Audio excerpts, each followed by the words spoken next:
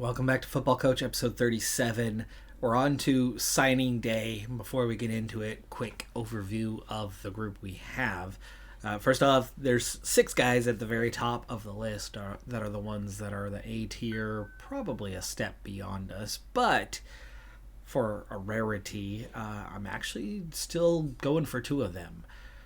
And here's how I kind of got myself into that scenario. First off, we had maybe 20-ish leftover high school recruits or junior college recruits from the first portion of the year. And then adding to that list, I was really careful. I've learned something finally after all these years. I'm still learning something new every single season, sometimes from the comments, sometimes certainly just through experimentation. But I've now picked up the trick on transfer recruits, and instead of hit and miss until you get to week 3 on whoever hasn't gotten offers, and you still want to look at that, and I did find a couple guys this way that didn't have offers and did get it added to the list this week, but otherwise I literally found everything that I could find in that first week, in that very first week of offseason.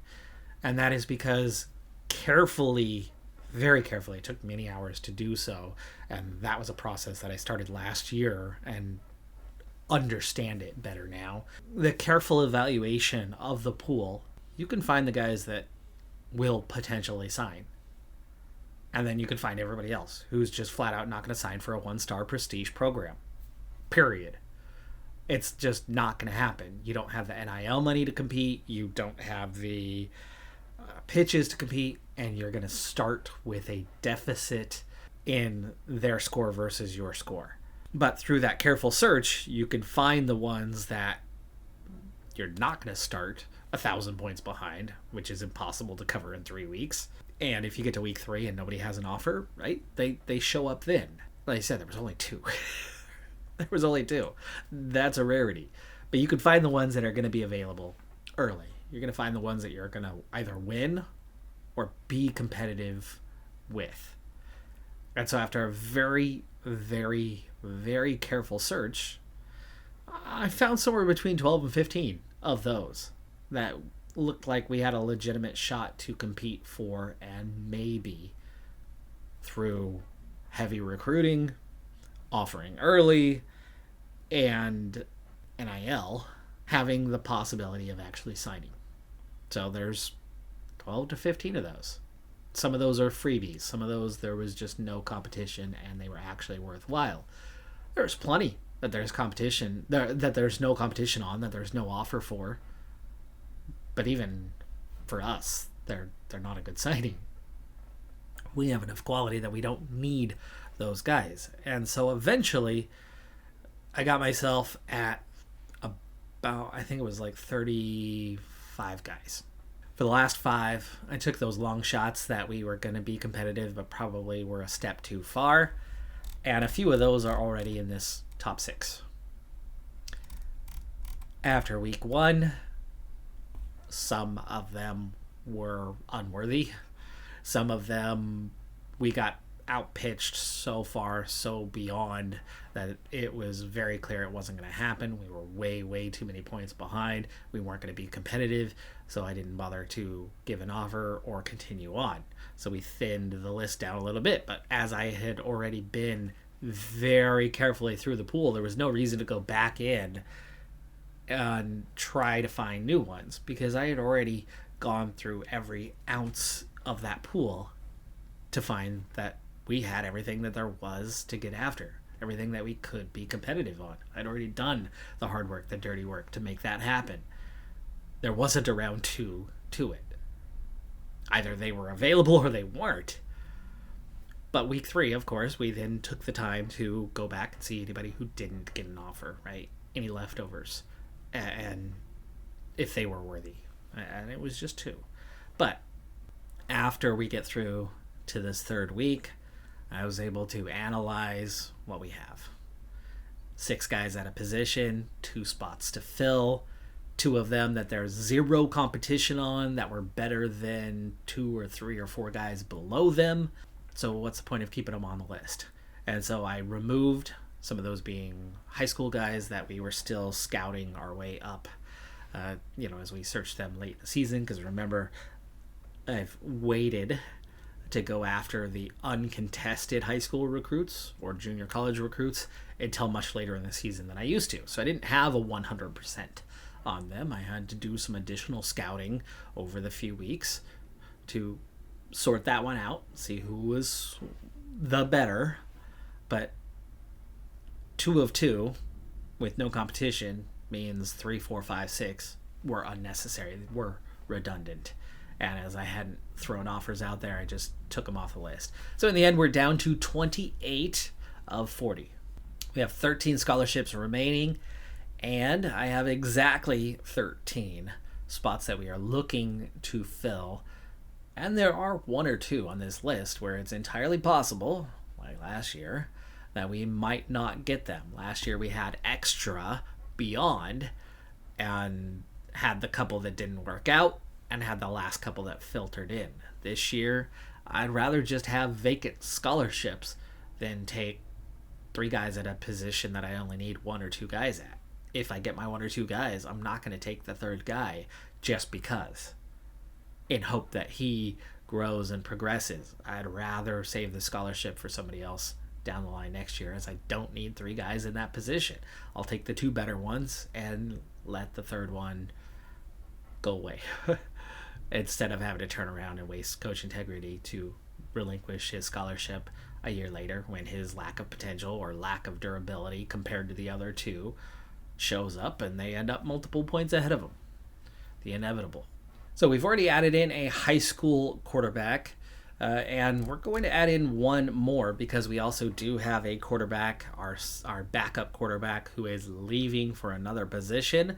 So essentially we're replacing him here. We're going from a redshirt freshman who was a 72 to a true freshman who's a 68, and then hopefully with development essentially slots right into that number 2 spot, just a little bit behind and essentially a class further back.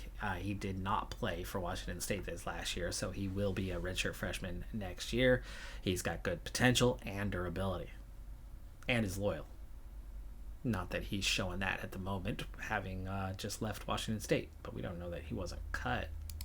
Running back was a little bit more complicated, and 3 of the 6 first-tier guys are in this running back class.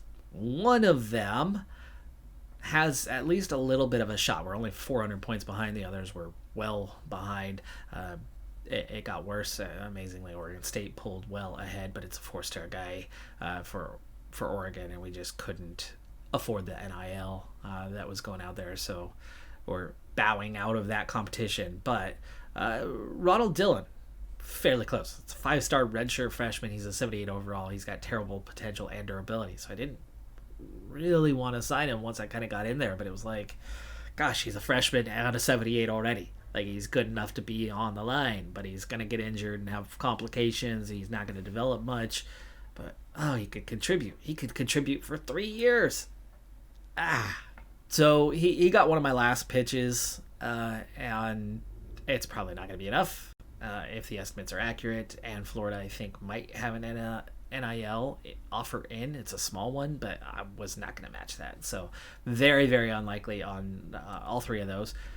And I'm looking at taking 2 running backs, and it's very likely that we will get the last 2 on the list, which includes a high school guy. We already have one coming in who is a junior college, I think it was. So a sophomore going into being a true junior who's like a 66 and good potential and durability wise.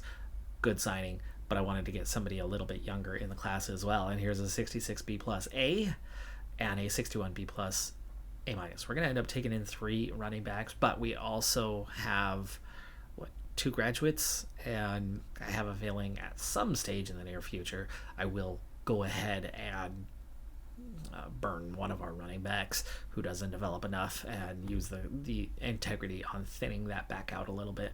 At wide receiver, we have a soon-to-be senior who's good enough to be a regular contributor. We were the only ones And then all of a sudden, 3 more offers came in. So I offered last week when we were the only ones pitching him. And then all of a sudden we go into this week and he gets 3 new offers. So 4 step up. We're not even targeting. That's one of the 6 that's not going to happen. But the number one guy on my actual list, after we get outside of that 8 here, that's just unlikely. The number one guy is this wide receiver, a 68, A potential, A durability gem, who we do have competition for. So I've gone ahead and I've kind of gone all in with this one for actually a really long time. I did not discover him day 1 of the season, but I did discover him on the earlier side of the season. But we were so far behind in this battle that it took ages. And they never pitch him. But he's been on their list. So he gets a little boost, and we just close the gap. And now we're apparently 200 points behind. That's how close we've gotten. They have not offered. But if they decide to offer now, I didn't want to take my chances on my top recruit. So we gave him the maximum pitch and 100K NIL. He's low on the NIL. In fact, that's actually kind of high for that NIL. I think it's above his offer or right about his maximum, definitely above the 75%. So 600 points is what we're going to pick up this week. And if we're 200 behind, that gives us a chance to go 400 ahead. But if they offer, they could easily pick up 400 or 500. So I'm still nervous about that top sighting. And I'm looking for 2 wide receivers. We have a blank one right behind him. So if we do get him and we get our B minus 68 guy, that's 2 good high school recruits. Normally, I'm in the lower 60s on what I find for wide receivers. Occasionally, I'm in the upper 60s. So to get 2 of them there is good. And then these other 2 guys, one of them certainly could have been competitive. And I did pitch both of them, but they're at the bottom of the list. And I really only pitched them because I had pitches left over. And I'm actually not even entirely sure why I bothered to pitch this one. Maybe I'm going to pull that one back. And we don't need this guy. We really don't need this guy. I'm going to give that pitch to somebody else. Maybe in that first 6, just because it's better to use it on somebody I want than somebody I don't want, which was what happened with these guys. They're only 75 and they're redshirt freshmen, so they've already gone through 2 classes and only gotten so good and lack potential and or durability, where these high school options are actually better. Tight end's been a hot mess. One that I really would like to get signed, and he is in that top 6, and this is our best shot in that top 6 is a 76 overall, A minus, B plus, heading into senior year, which made me very, very reluctant, but I came back partially because the rest of this pool is garbage. And it's tight end that I was just like, we'll find somebody in the transfer market. And then there was nobody who was open. And there's a little bit of competition across everything here. So there's no lock. There's no guarantee. So we went in pretty heavy. But if we're 500 behind, that's only a plus 250. So it's going to take very little from Florida to make this signing happen. But it's only a 2-star guy. Like, why do they want him so bad? Maybe because he's ready to be a starter right away. For us, why would he be a starter for Florida? This would be a guy at the end of the bench who would barely get snaps for them. It's difficult. He wants to go to all these big programs. I mean, he's coming out of Hawaii. Come on. Anyway, this was the one that I just discovered, one of the 2. 74 C minus, but he's got great durability and he's got no offers. I'm definitely not going to pitch him. If an offer comes in, we're losing. We are would be so far behind in the battle. The 1471, actually, it would be enough to at least jump Cal and Northwestern. So maybe we'll shift that over there. That could be enough to jump ahead of them if they offer. And then it's just UCLA. If they hold out and don't offer, we're getting a junior who's already starter quality for us, or at least number 2 tight end. And then, and then you got a mix of guys that just really aren't very good. And one that's just not going to happen, too far behind. I offered a while ago. Thought we could keep up, and they scored massive. They scored 900 points. They put in the NIL, and just, no, I don't have the NIL to match. Offensive line was one of those areas where I had a bunch of guys, and we got 2 without competition, so we're going to get them. No kicker. Defensive line is the same story. 2 of there from a group. That's really a lot. We had about 10 to 12 guys at those 2 positions, and now it's down to 4. Linebackers a little bit more all over the place. The guy we've got that we're probably going to end up with is not necessarily the one we want. So one of our 6, the last of our 6 from that first tier, is a junior college guy who went to UCF and then decided against it. He did not play last year, and he was unhappy about it, and so he finds himself in the transfer market, somehow loyal, but he's going to be a redshirt junior, so you're giving yourself 2 class years, and the potential, everything looked great, and then all the offers came flooding in last week, the same one as what we saw on the previous one. We were the only ones that had offered, and we were very quickly to number 2 on the list, and close to USF, and then they offered this last week, and NIL to boot, and just shot up the list. So we still held off the other 2, but without NIL, we'll lose regardless.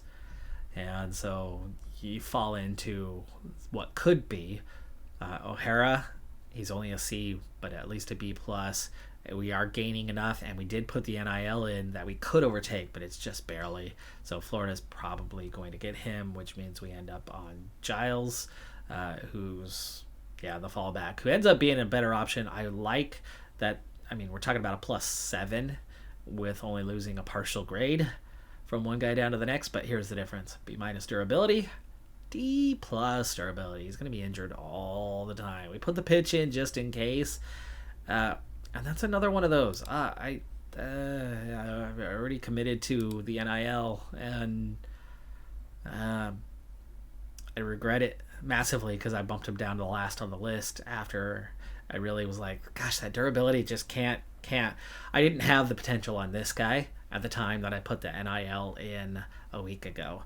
I, this week, scouted this guy up a few times to get him up to 85% and find out, oh, finally, somebody with some durability. -7, though. I was like, -7. They're both out of high school.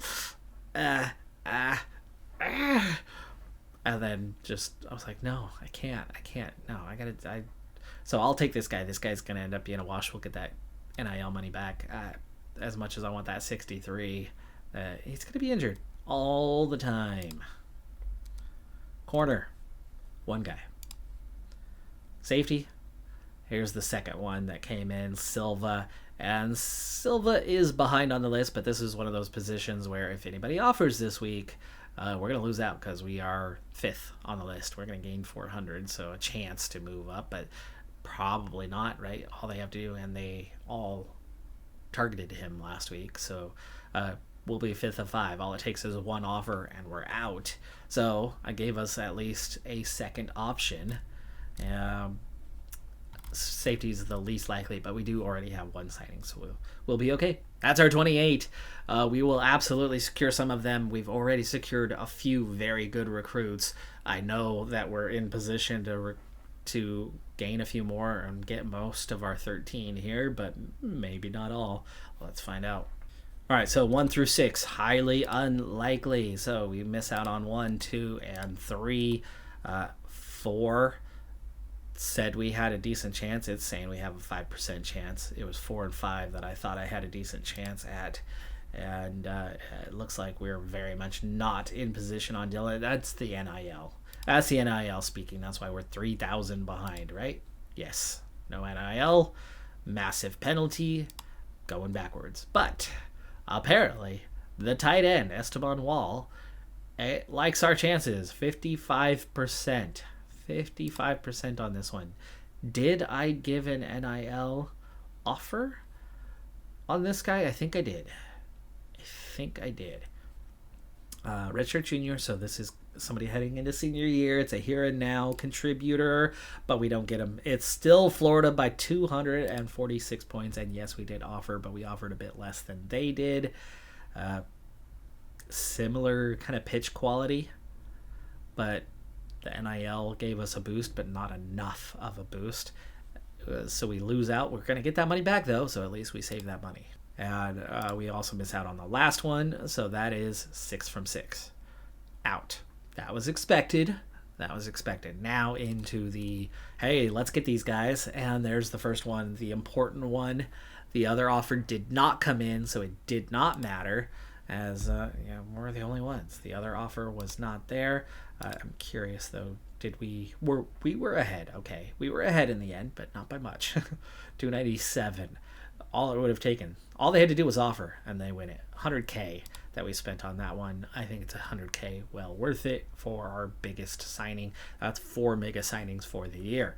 These are all locks. So we've got a running back, we've got a wide receiver, we've got a D lineman, and an offensive lineman secured. That's our first 5 signings. Looking for 8 more. And here comes the linebacker O'Hara that we were looking for, and it looks like Florida is still the favorite.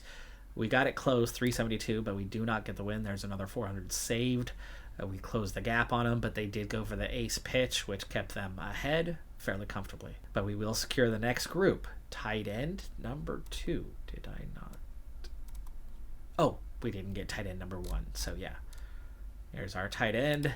This is the red shirt sophomore. Great durability, lower potential, but he's already a 74, so we do secure him. UCLA did not come in. We did jump ahead of the other 2. They did not offer, so none of the 3 offered. That was one of the 2 at the end that I brought in because there was no offers. That part was easy and worked out, and by far the easiest way to do that is not until that last recruiting week, instead of trying to do it each week along the way and go, oh gosh, everybody else offered this week when they didn't offer the week before. You wait till the end and pick up the scraps. We've picked up the scraps, and it's a fairly good one for a position where we were hurting and the options at a high school were terrible. That's a big plus. He's like plus 10 points, plus 12 points on those high school options. Yeah, he's older already, but he's got 2 more years of eligibility and high durability. Will make him a good fit for us. And here is our safety. The safety did not get an offer, so came in, and yeah, we did end up being the only offer. So there's another one of those. Get those scraps. We moved up a spot to number 4 on the list. Did I have no NIL, so we're good. And here is our other D lineman secured. Here is a linebacker secured, a quarterback secured. We were the only ones on the list. Offensive lineman, and our second running back, the true freshman. Okay, this group, most of what's left are guys that were dropped to the end of the list because I found better options, but I had already given an offer. And there were other offers, there was other competition. We should not be getting any of them except for the cornerback, who just happened to be below them on the list just by chance, and I didn't bother to scoot him up. And so, yeah, this is... Okay, we did lose out on that one. That was the one I didn't want anyway. And then we have this one that we lost out on. And yes, we got this guy. We lose out here, so they did give offers. Those offers had not been in previously, and there. So he does get an offer in the end, and we wouldn't have signed him anyway. But I decided I preferred the other safety just in case. It was a very close battle between them. I think we got all 13, though. I do think we got all 13. And so on to the class rankings. Alabama, Texas, Notre Dame, Georgia, and Clemson are the top 5 this year in those class rankings. And we fall in, obviously, near the bottom, but not last. It's 75th. With only 18 signings, it's 75th. Definitely a smaller class this year, but we had a smaller graduating class, and the good news on that is it means we will be older next year than we were average age this year. We've got 8 3-star guys, 5 2-star guys, and 5 transfers. 5 transfers. That's a record. I've figured out that transfer market definitely a bit better. That is part of the reason why we took less guys of the 2-star variety in particular, is because we were able to find transfers who were simply better. And not all of them freshmen this time around, but the freshmen continue to lead the way on that one and be better than what we're finding here. We did get our 13, though. We are up to 85, so we did succeed in our mission there. And yeah, it's a pretty good recruiting class, even if they don't think it was. 0 change for prestige this year. We came in right at 70, and 70 was the mark we needed, so we at least drew level for the year. The terrible thing was we had 3 wins and only got 70th in the rankings. That was harsh, just as our all-conference guy not getting named to the all-conference team, right? That was incredibly harsh. This less so. We don't have the marketing. We don't have the resources. We lack prestige. Why would we eclipse others with low-value wins? Makes perfect sense to me. So we stay at 70, and we stay the same on the points, but at least we didn't lose any ground. We're going to need to win more. I'm hoping that this year that the offense is going to take a jump back forward, and that the defense, for the most part, stays the same. It might take a tiny step backwards with our D-line losing 2 seniors and definitely sacrificing some quality, but we're going to have a lot of players this season in that 80-plus category. So plenty of quality across the team. I'm still pretty optimistic at this stage anyway that we're going to be very competitive. And if we're in a smaller conference, it's going to certainly be easier to try to grab some wins. Our home with Rutgers netted 0 cash, but we did pick up extra funds from our donors, both of them succeeding 10 games where we were 275 or lower on passing yards and 22 turnovers instead of 9 that they needed. So easily adding that $2.25 million, giving us a total of $18.75 million for this last year. We spent $1.6 million in NIL, which definitely took a bit out of the money that would be remaining this year, but we still have a positive balance, at least $2.3 million to the good after covering all of our expenses to maintain everything as is. And like I said, we need that marketing push. We need to get that a little bit higher, both in NIL coverage, the prestige gain bonus, and the bonus points to that team ranking, right? Those bonus points could have had us be 67th. It doesn't take much to move up a few spots. It really shouldn't take much anyway. And if it was 67th, we would have gained a little bit, and we would be that much closer towards level 2. And you have a better year. Again, you're gaining 3 or 5 spots at the end of that year, and adding that much more in those points. So we do need to get marketing on the go. It's a must. Last year we invested but didn't reach the level. Can we reach it this year?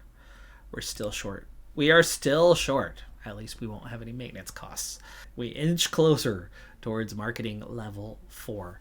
Facilities, by the way, is something that we have invested partway into the next level, but the gap is massive.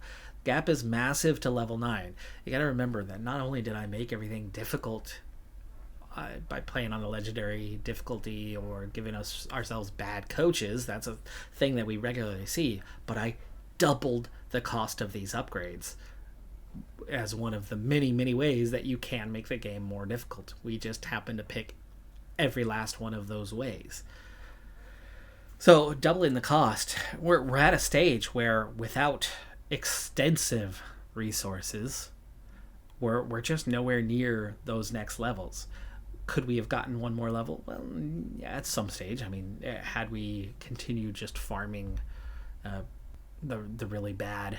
So that was one of those things. Like, when do you transition out of it? Well, we've already transitioned out. So, like, we don't have a choice now. Could we have taken another 2-3 years of utter garbage performance, going 0-12 or 1-11?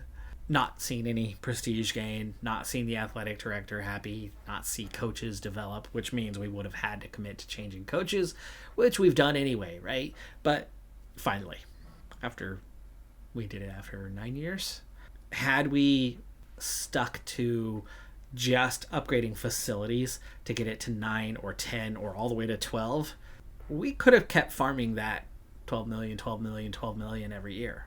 That extra 12 million, and not spending on the stadium or the staff or the marketing or the academics, like any of those, would have kept us going a bit further. The financial need to get that much higher, it's very expensive. And, the maintenance cost does go up at least a little bit, level by level. It's certainly not nothing. It's a method, it could have worked for us. Could have been something. I mean, that bonus to player development during the offseason is pretty big. It is pretty big, especially when you start recruiting the way we were, finding all those A and B potential guys. They might start lower, but at least they have the high potential, and that development during the offseason has been profound. It's been the game changer that's made us competitive. So the facilities have been huge. And yeah, maybe we should have stuck it out for another couple years of... It just meant we were going to commit to the coaching change earlier, and we held out. And holding out really didn't work out in the end because we ended up leaving those coaches behind anyway. There's one of those lesson learned. If I were to redo this, I would just keep going with the facilities and say screw the coaches, replace them in time after you've kind of built a competitive team, and then get some good coaches in, and then suddenly your team can start winning. I think one of our donors is down to 1 year left, but he still has that one more to go, so both donors stay the same. Oh my goodness. Okay, folks, well, surprise, what the heck? I thought it was for the 2035 year that we would have realignment. We're still at the end of the 2034 year. We have 1 more year to go. 1 more year to go before the realignment happens. I didn't expect that. I did not expect that. It's going to be at the end of next year. I honestly thought that we were getting the realignment right here, right now. So it's 1 more year in the pack. I will continue to have 1 outstanding contract in Clemson. We've only played the first of 3 games that we owe them, but we've got 10 years to make it happen, and it's only been a couple since we took that contract on, so we've got plenty of time to do the second and third game. In the meantime, we're going to finish up a 1-1 with Rutgers. We'll be at home this time. We're going to start a new 1-1, home and home, with Kansas, beginning on the road. They were 1-11 last year, and we're going to get paid $1 million for being a star behind them. And then Tulane will be a new 1-star startup. They were dead last year, though they did have a 1-11 record. So both of them were 1-11. Rutgers, though, had a good season last year, 5-8, ranked 49th. But we've got 7 home games for the coming season. That's going to give us a much better shot. But a lot of the teams had pretty good records, and of course most of that is the pack, and there's a lot of teams that have average 500 records, but are still a bit tough for us. But all it takes is winning 1 of those and winning 2 to 3 of the lesser games. Finally beating Hawaii. We're at home for this 2-star Hawaii, who's 2-10. Could it finally be? The all-important off-season gains sees somewhat minimal or average gains for the guys at the top, but Keaton Batt, redshirt senior linebacker, takes a big jump to an 84 from a 78, so there's your biggest jump up there. Also, Peyton Simpkins, the redshirt junior wide receiver, jumps from a 77 to an 83. That's definitely the high end there, but like I said, we're going to have a lot of guys at 80 plus. We have 18 of them before we've even gone into training, where I could potentially pull out a few more of those. But the guy's most likely for that, Buchanan, I'd say, is one of the more likely, but he's only a C potential, so probably more like Cox. If I were to push to get him to an 80, he might make it. He certainly has potential, and he's got another year of eligibility after this one. Here's a +7 for a redshirt sophomore offensive lineman, putting him into ready to contribute right away stage now. And if we sort by gain, it is Ferguson who sees the biggest gain with a +7. 4 +6s, lots of +5s.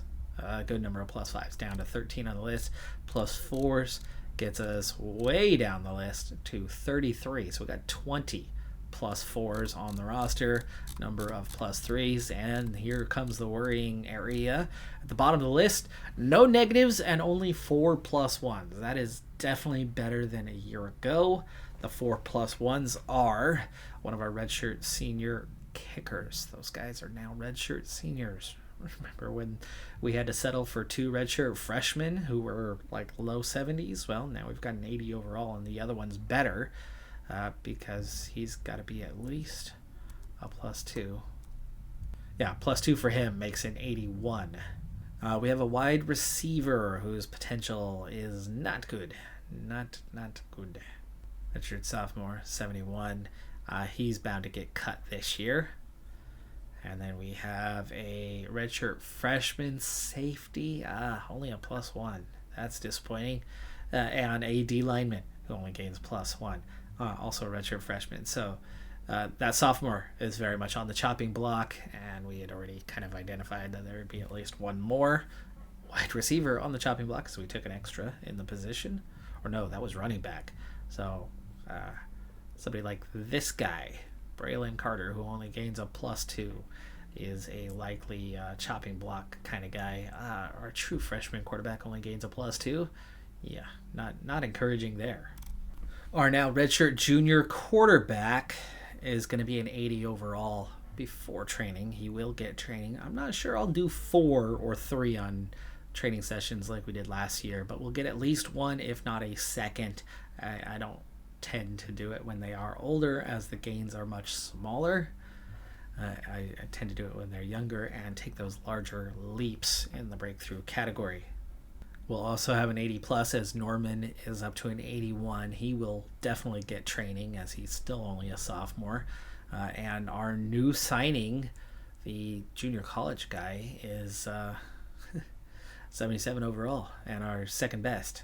I don't think he's going to end up redshirting, especially when you drop down that depth chart. We are going to need him in the mix. We're just going to get 2 years from him. Wide receiver, suddenly we have 3 guys at 80+. So we have bounced back from a year ago. No, we don't have anybody up near a 90, but we definitely have some quality. Only the one senior to worry about, and one senior further down, but definitely better and younger, and will continue to improve next year at that position again. So wide receiver is back. Quarterback is back. Tight end has an 80 overall, and he's got the guaranteed playing time, so good for that. The new guy we brought in, Beverly, with that last minute one, it's only a +2, but he's a 76 and second on the depth chart, ahead of a senior who's only a 74, and this is the one that you're going to have to worry about going, hey, playing time for next year. He's going to want it, and we should be able to offer it. I mean, we got 2 guys graduating, which means we could actually possibly offer Rollins as well if he gets nervous about playing time. But tight end's hard to give that playing time to. Anyway, offensive line, there's your still problem position on the offense. A single 83 and only a couple guys that are even edge of line quality. We are really hurting. It's always hard to recruit offensive line, always. But these last few years have been incredibly difficult for it. I think we actually did a little bit better with it this year. I mean, there's Hall, our true freshman. He's above 4 guys. There's Fleming, who's coming in as a junior. The other one we brought, didn't I sign 3? I thought I signed 3. Maybe I did only sign 2 this year. But both of them come in quite a bit higher up the list. With Fleming, he's 6th. It's going to be difficult to play him just 4 games, but I think we will manage to play him just the 4 games. And same with Hall, really. Those 2 can basically alternate one position in the rotation and get 8 games that way and make sure that they both get redshirted.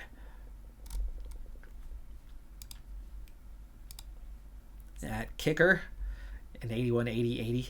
Love it. And that redshirt freshman is absolutely ready to take over at both positions next year.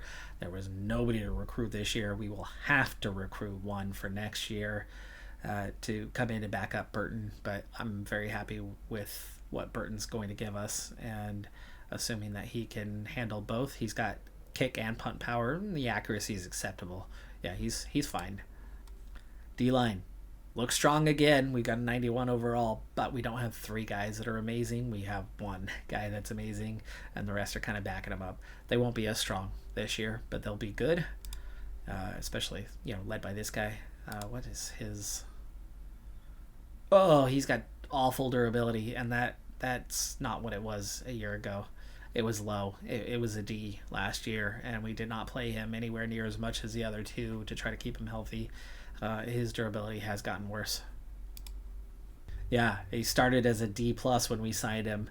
That was long enough ago now that was still just before I started paying attention to it. It was around the 2032 season or the 2031 season where I started paying attention to durability as a key component of recruiting. And here's one of our final victims of it, as he's fallen off in the last 2 years to an F+. That's going to be a problem. That is going to be a big problem this year.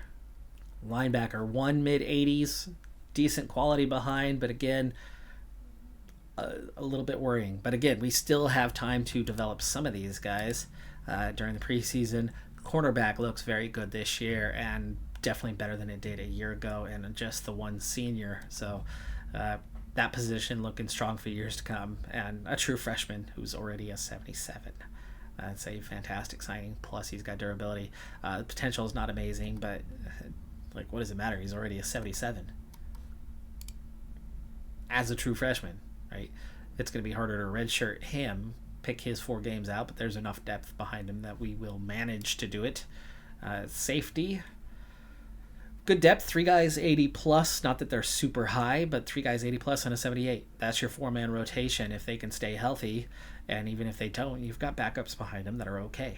So safety's good, cornerback's good, linebacker and D-line are okay, kicker is good.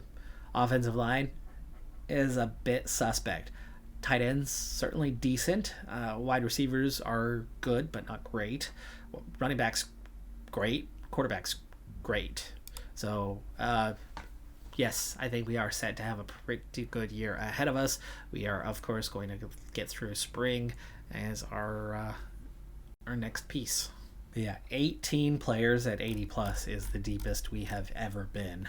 We absolutely still have a chance to, make that even better with the preseason. I'm excited for the prospect of what's to come, though that offensive line is suspect, and that makes both your pass game and your run game suspect if your offensive line is weak. So there could be consequences to that, and so I am a little bit nervous still about this season, but there absolutely is no excuse not to get that at least 2 to 3 wins this season. More than that still looks a little bit iffy, but we do have a new coaching staff this year, and I think we have a little more potential in the play calling than what we had before, but a lot of the bonuses are not on-field bonuses. A lot of them are to do with recruiting and development. That's going to do it for this episode, though. I'm a Decathlon Gamer. Like, comment, subscribe, and I'll see you next time. Have a good one. Be safe out there. Bye for now.